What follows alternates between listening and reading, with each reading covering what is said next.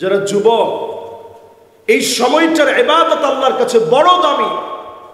শাবুন নাশা ফি ইবাদাতিল্লাহ, যেই যুবক আল্লাহর ইবাদতে জীবনটাকে কাটিয়ে দেয়, এই যুবকের মর্যাদা আল্লাহর কাছে অনেক দামি।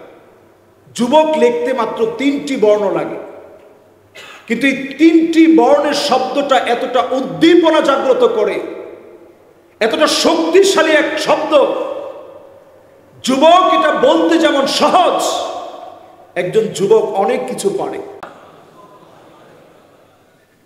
আমি এই কথা নিশ্চিত হয়ে বলতে পারি, অনেকগুলো বছর পর এই সুন্দরতম আয়োজনে আজকে আমরা মিলিত হতে পেরেছি। আল্লাহ তাআলা এই সুযোগটা আমাদেরকে করে দিয়েছেন।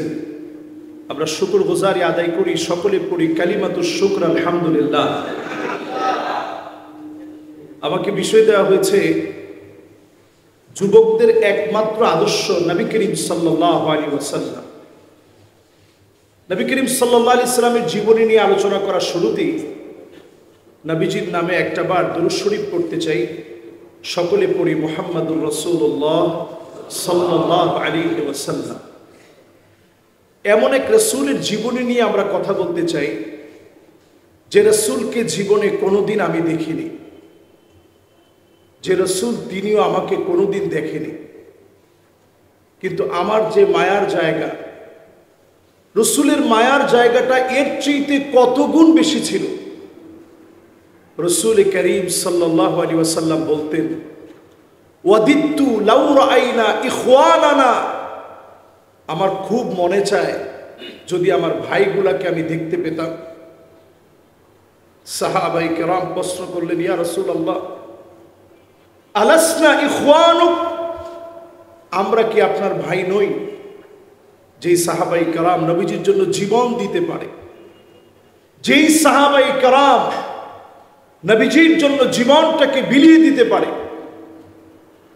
নবীজির সামনে এসে যে সাহাবায়ে কেরাম বলতেন, ফিদাকা আবি ওয়া উম্মি ইয়া রাসূলুল্লাহ, নবী আপনার কাছে আমার জীবন কোরবান হয়ে যাক, মা বাপ কোরবান হয়ে যাক। সে রাসূলের সামনে সাহাবায়ে কেরাম বললেন, ইয়া রাসূলুল্লাহ আমরা কি আপনার ভাই নই?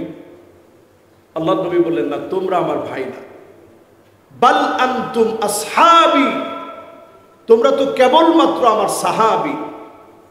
আমার ভাই হবে তারা মান আমানা বি ওয়া লাম ইয়ারানি, জীবনে কোনোদিন যারা আমাকে দেখেই নেই, না দেখে যারা ঈমান আনবে তারা হবে আমি নবীর ভাই। সুবহানাল্লাহ। আপনার সবচেয়ে সেরা মেধাবী মানুষ। যদি আমি এখন আপনাদেরকে প্রশ্ন করি, নবীজি সবচেয়ে আদর করে ভাই বলে কাদেরকে বললেন? সম্বোধন কাদেরকে করলেন? আমাদেরকে করলেন। এই জন্য অনেক পরে আসার পরেও নবীজির প্রতি আমাদের ভালোবাসার জায়গাটা এমন, আমরা এখনো নবীজিকে খুঁজে বেড়াই সুন্নাহর ভিতরে। জীবনের প্রত্যেকটা সাজে, প্রত্যেকটা কাজে রাসূলের সুন্নাহই যেন আমার জীবনের পাথেয়। নবীজি সাল্লাল্লাহু আলাইহি সাল্লামকে এইভাবে আমাদের জীবনে আমরা প্রত্যেকটা কাজে আমরা সাজিয়ে নিই। আমার রাসূল কিভাবে চলতেন, কিভাবে বলতেন। আজকে যেই যুবকরা আমাদের সামনে এখন বসা আছে, এই যুবকরা ছিলেন নবীজি সাল্লাল্লাহু আলাইহি সাল্লামের আগ্রহের কেন্দ্রবিন্দুতে। নবীজি সাল্লাল্লাহু আলাইহি সাল্লাম যুবকদেরকে এত বেশি আদর করতেন। নবীজি সাল্লাল্লাহু আলাইহি সাল্লাম সব সময় আদর করে নবীজি যুবকদেরকে সম্বোধন করতেন। নবীজির আদরের একজন সাহাবী ছিল, নাম ছিল রবিআ ইবনু কাব আল আসলামী।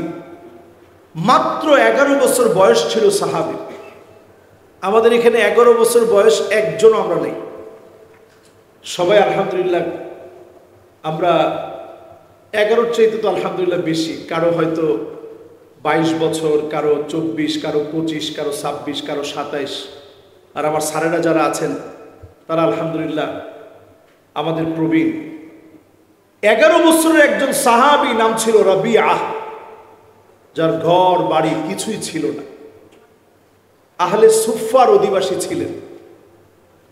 নবীজি সাল্লাল্লাহু আলাইহি সাল্লামের জন্য 4 কিলোমিটার দূর থেকে তিনি অজুর পানি নিয়ে আসলেন। নবীজি সাল্লাল্লাহু আলাইহি সাল্লাম রবিআর দিকে তাকিয়ে বললেন, রবিআ তোমার তো কিছুই নেই, এত দূর থেকে কষ্ট করে অজুর পানি নিয়ে আসছো, তোমার মা নাই, বাবা নাই, কেউ নাই, ঘর নাই, বাড়ি নাই, আমি নবীর কাছে কিছু একটা তুমি চাও, আমি আমার সাধ্য মতো দেওয়ার চেষ্টা করবো। সুবহানাল্লাহ। নবীজি সাল্লাল্লাহু আলাইহি সাল্লাম যখনই যুবক এই সাহাবীকে, কিশোর এই সাহাবীকে বললেন, কিছু একটা তুমি নগদ চাও, চাইলে আমি তোমাকে দেব। সাহাবী তৎক্ষণাৎ বললেন, নবী, আমি আপনার কাছে কিছুই চাই না, মুরাফাকাতুকা ফিল জান্নাহ, আল্লাহর জান্নাতে আপনার সঙ্গে একসঙ্গে থাকবো, জান্নাতে বাড়িটা একসঙ্গে হবে, এটা নবী আপনি আমার জন্য দোয়া করে দেন। সুবহানাল্লাহ। সাহাবীর বয়স জানি কত? মাত্র 11 বছর বয়স। আর আমাদের 11 বছরের বাচ্চা যারা আছে, এদেরকে যদি এখন আমরা অফার করি যে তুমি কিছু একটা আমার কাছে চাও, প্রথম কি চাবে? প্রথমে মোবাইলটা চাবে, অথবা আইপ্যাডটা চাবে, অথবা বাবার কাছে বায়না করবে, চাচ্চুর কাছে বায়না করবে। সাহাবী কোনো বায়না না করে বললেন, নবী, আপনার সঙ্গে জান্নাতে একসঙ্গে থাকতে চাই। নবীজি বললেন, ঠিক আছে, এটা তো পরে হবে, নগদ কিছু তুমি আমার কাছে চাও। সাহাবী বললেন, নবী, নগদ আমার কিছু দরকার নেই, মুরাফাকাতুকা ফিল জান্নাহ, আপনার সঙ্গে জান্নাতে একসঙ্গে রফিক হব, সঙ্গী হব, এই দোয়াটা আপনি দুনিয়াতে বসে আমার জন্য করে দেন। সুবহানাল্লাহ। 4 কিলোমিটার দূর থেকে পানি নিয়ে আস, 2024-এ এসে এটা কল্পনা করা অনেক কঠিন যে সেই যুগে পানিটা কত কঠিন ছিল। নবী করিম সাল্লাল্লাহু আলাইহি সাল্লাম সাহাবীর জন্য মন ভরে দোয়া করার আগে বললেন, ফাইন্নি আলা নাফসিকা বিকাসরাতিস সুজুদ, রবিআ, তুমি তোমার জীবনে নামাজের যে সুযোগ আসবে, এই সুযোগটাকে তুমি কাজে লাগিয়ে অধিক পরিমাণ সেজদা দিবে, সেজদার সুযোগটাকে তুমি কাজে লাগাবে, আমি নবীর সঙ্গে আল্লাহর জান্নাতে একসঙ্গে তোমার বাড়িটা হয়ে যাবে। সুবহানাল্লাহ। নবীজি এটা বলে আমাদেরকে বুঝিয়ে দিলেন, যুগে যুগে যারা আমার উম্মত আসবে, যারা যুবক, এই সময়টার ইবাদত আল্লাহর কাছে বড় দামি। শাবুন নাশা ফি ইবাদাতিল্লাহ, যেই যুবক আল্লাহর ইবাদতে জীবনটাকে কাটিয়ে দেয়, এই যুবকের মর্যাদা আল্লাহর কাছে অনেক দামি। যুবক লিখতে মাত্র 3টি বর্ণ লাগে, কিন্তু এই 3টি বর্ণের শব্দটা এতটা উদ্দীপনা জাগ্রত করে, এতটা শক্তিশালী এক শব্দ।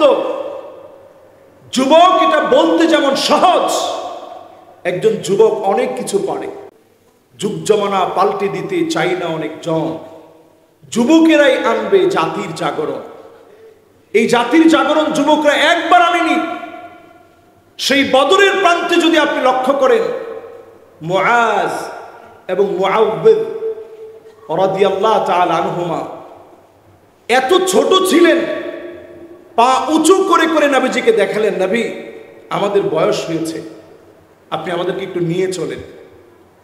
বদরের সেই প্রান্তে, জিহাদের ময়দানে, প্রাণান্তকর লড়াই আর প্রচেষ্টার মধ্যে আল্লাহ রাব্বুল আলামিন ঠিকই মুআদ এবং মুআউবিদ রাদিয়াল্লাহু তাআলা আনহুমার হাতি, কুখ্যাত ইসলামের দুশমন আবু জাহালের মতো সন্ত্রাসী জালেম, যার অপচেষ্টার কারণে বারবার নবীজি কষ্ট পেয়েছেন, সেই আবু জাহেল কিন্তু ধ্বংস হয়েছে দুজনেই ছোট্ট ছোট্ট বালকের হাতে। সুবহানাল্লাহ।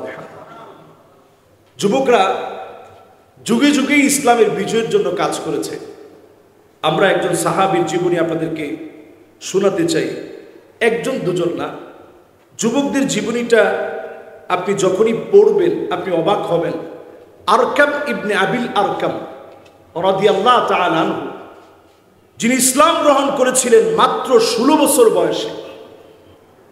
এখানে যারা আমরা বসা আছে, আমাদের বয়স একজনের কিন্তু 16 বছর না, আমরা এর চেয়ে একটু বেশি। 16 বছর বয়সে ইসলাম গ্রহণ করার পরেই ওনার বাড়িটাকে ইসলামের দুর্গ হিসাবে ঘোষণা করলেন। এই জন্য দারুল আরকামের জীবনী আমরা পড়ি।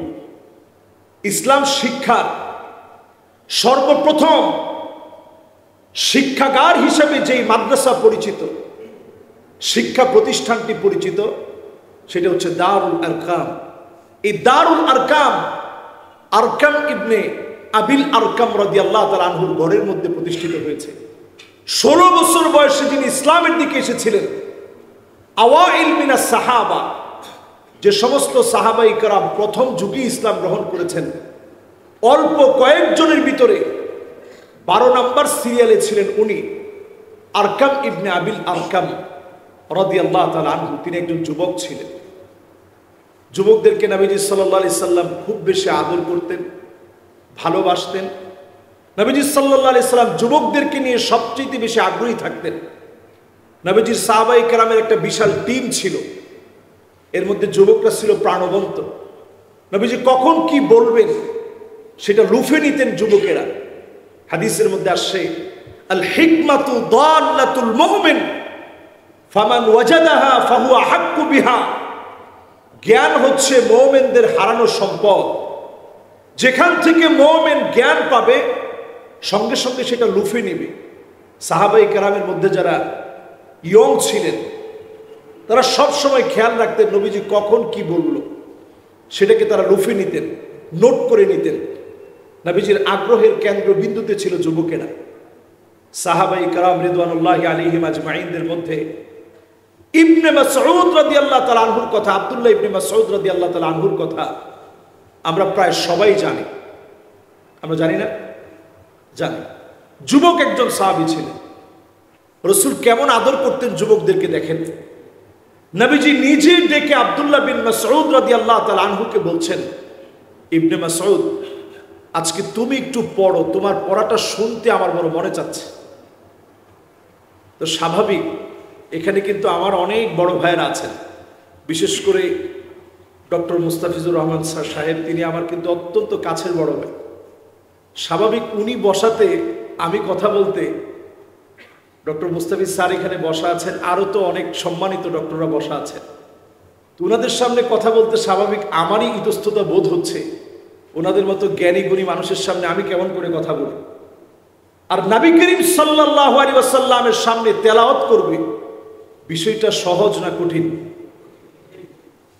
আজকেও আমি দেখেছি যে আমাদের হাফেজে কোরআন যিনি তেলাওয়াত করছেন, স্বাভাবিকভাবে একটা ভয় না পেলেও পেতে হয় যে ওনার টিচাররা এখানে বসা আছে।